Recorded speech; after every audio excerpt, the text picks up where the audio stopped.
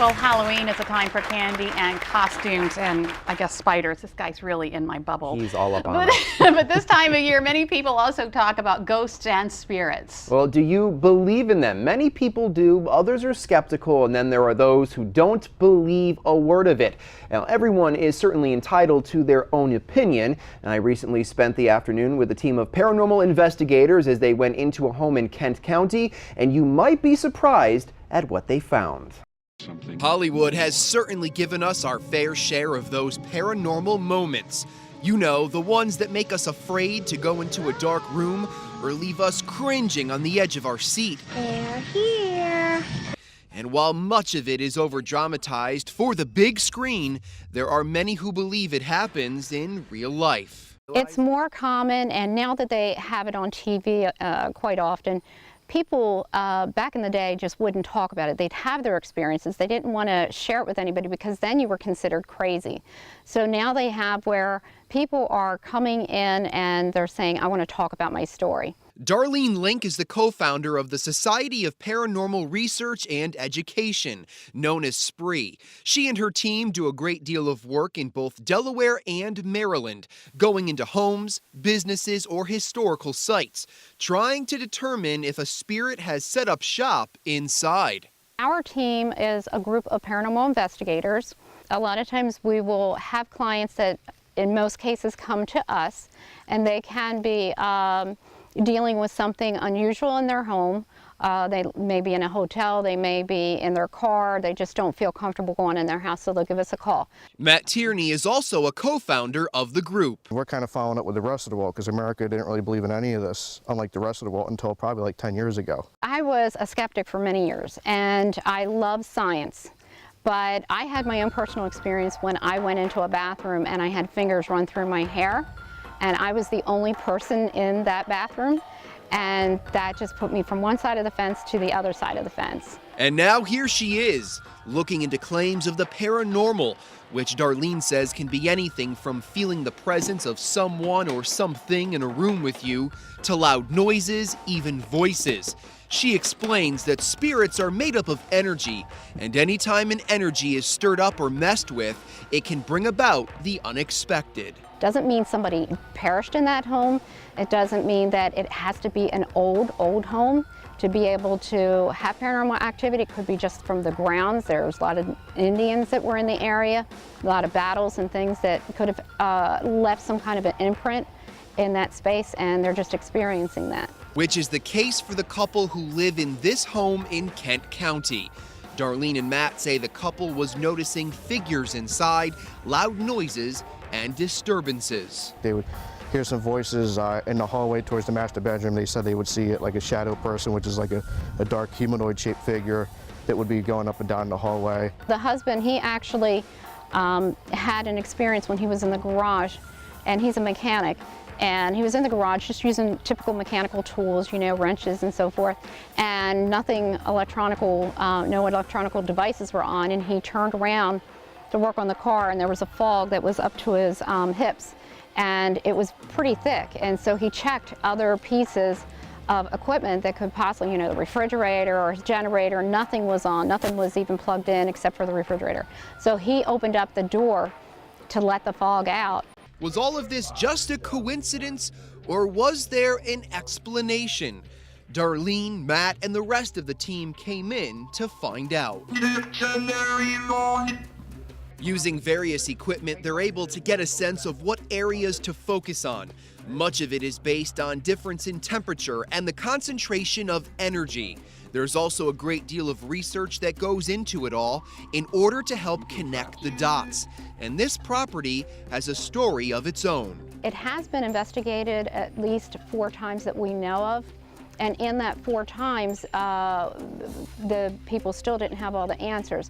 When our crew came in, we found out through research that there was a group of gypsies that actually lived here.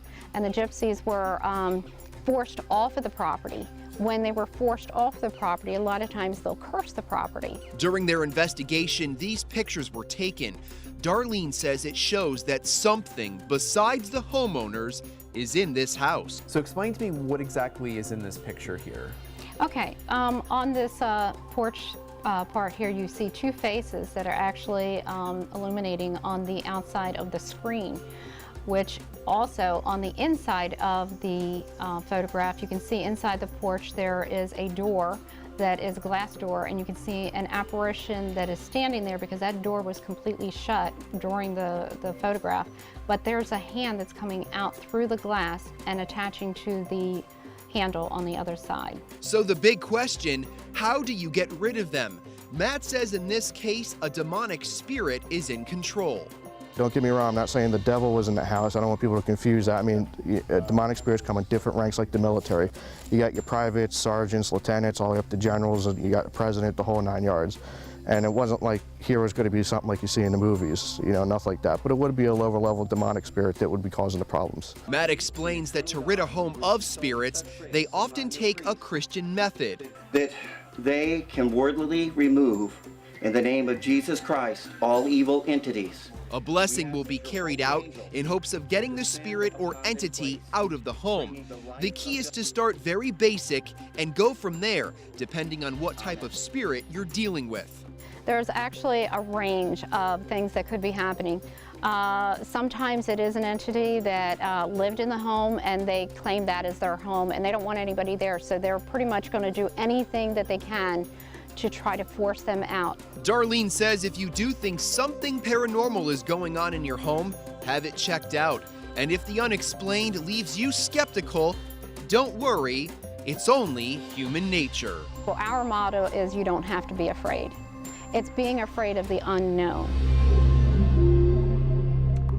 Now, Darlene and her crew explained when they go into a home, the first thing they do is try to debunk whatever the homeowner is reporting. They'll look at medication or any mental issues that could be making a person hear or see things that really aren't there. They will also look at the home and determine if settling or any ductwork could be causing noises or strange things to happen. If none of these things are happening, the crew moves on and begins investigating the presence of the paranormal activity. And we should also mention that the group also does these investigations for free, and donations are what keep them going. And when we were done with that investigation at home, we actually all had to gather around, and Father Joe there had to give a blessing that the spirits would not follow us when we left, because apparently spirits can go home with you. I appreciate that. Yeah, so we don't need them here. I didn't bring any home with me or here. No, they stayed there. They stayed there. So a lot of interesting stuff, whether you're a believer or not.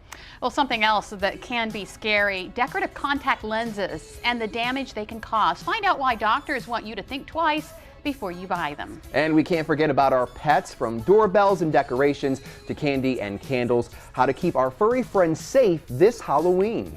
And later, you spend all that money on pumpkins. Don't just throw them away after Halloween. We'll have some ideas on how you can still use them.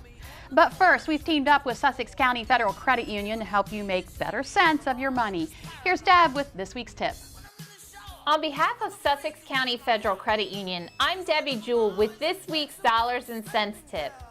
With Halloween quickly approaching, parents and caregivers often find themselves explaining to children the importance of being safe and careful during this special time. The same reminder should be shared with the adults in your life regarding the importance of safekeeping your valued possessions and personal documents. Safe deposit boxes are a very affordable and extremely safe way to secure important documents, jewelry, and prized possessions. Renting a safe deposit box is a great way to reduce the threat of identity theft and the crippling effects of fire or natural disaster can have on destroying your personal information. Most financial institutions, such as Sussex County Federal Credit Union, offer these in different sizes for a minuscule annual fee. Be safe, not sorry this season. Secure a safe deposit box for what matters most to you. Together, we can achieve more.